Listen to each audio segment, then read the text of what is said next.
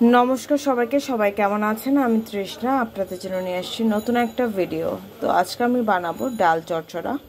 কড়াইতে তেল গরম করতে বসিয়ে দিয়েছি।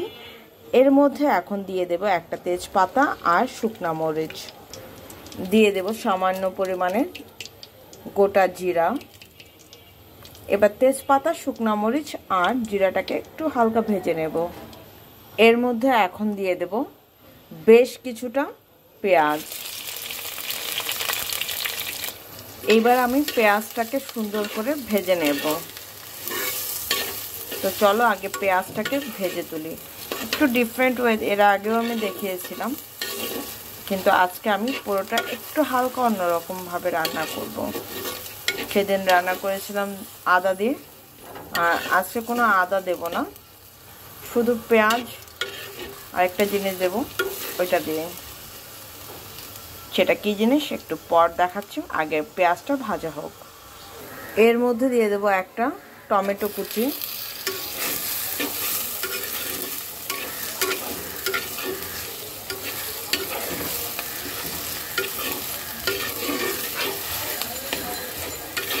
এখন আমি এর মধ্যে এক এক করে মশলাটাকেও দিয়ে দেব। প্রথমে দিয়ে দেব স্বাদ অনুযায়ী লবণ, দিয়ে দেব 1 চা চামচ হলুদের গুঁড়া,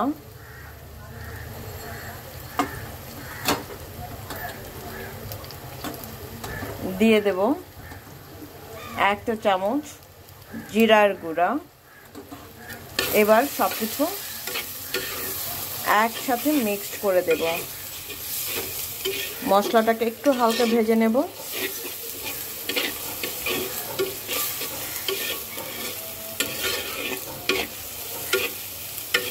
তো চলো মশলাটাকে 1 থেকে 2 মিনিট একটু ভেজে নেই। দিয়ে দেব এর মধ্যে মসুরির ডাল আর কাঁচা মরিচ। এইবার সব কিছু একসাথে সুন্দর করে মিক্সড করে দেব। 2 থেকে 3 মিনিট এটাকে ভাজবো। তো চলো 2 থেকে 3 মিনিট পর আবার দেখা হচ্ছে। দেখো আমার কিন্তু ডালটা খুব সুন্দর করে কষানো হয়ে গেছে। এখন আমি এর মধ্যে দিয়ে দেব প্রয়োজন অনুযায়ী জল। এই আমি দিয়ে দিলাম জল, আর একটু দেব কারণ ডালটা তো সেদ্ধ হতে হবে। সরি। তো চলো সব কিছু সুন্দর করে মিক্সড করে দিলাম। এখন আমি ডালটা সেদ্ধ হওয়া আগ পর্যন্ত ওয়েট করব। এখনও কিন্তু আমি এটাকে ঢেকে দেব। ডালটা সেদ্ধ হবে, তারপর কি দিয়ে নামাবো সেটা তোমাদের সাথে শেয়ার করছি। দেখো আমার কিন্তু ডালটা খুব সুন্দরভাবে সেদ্ধ হয়ে গেছে। এখন আমি এর মধ্যে দিয়ে দেব কেটে রাখা বেশি করে ধনে পাতা।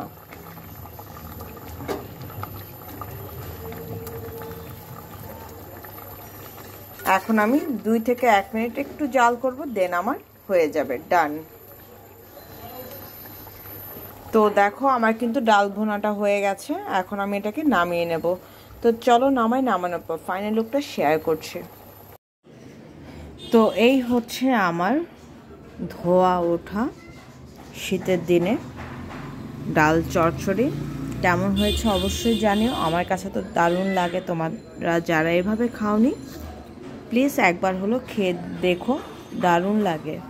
ঘরের জিনিস দিয়েই কিন্তু তৈরি হয়, কোনো এক্সট্রা কোনো আলাদা মশলা কেনার কোনো প্রয়োজন নেই। শুধু পেঁয়াজ কাটা থাকলেই এনাফ। দারুণ লাগে। বিশেষ করে শীতের দিনে একবার হলে এভাবে বানিয়ে খেয়ে দেখো, দারুণ হয়েছে। তো আজকের জন্য এই পর্যন্ত। সবাই ভালো থেকো, সুস্থ থেকো, আমার জন্য আশীর্বাদ করো। আমি যেন ভালো থেকে সুস্থ থেকে তোমাদের জন্য নিত্য নতুন ভিডিও আনতে পারি, ঠিক আছে? তো টাটা।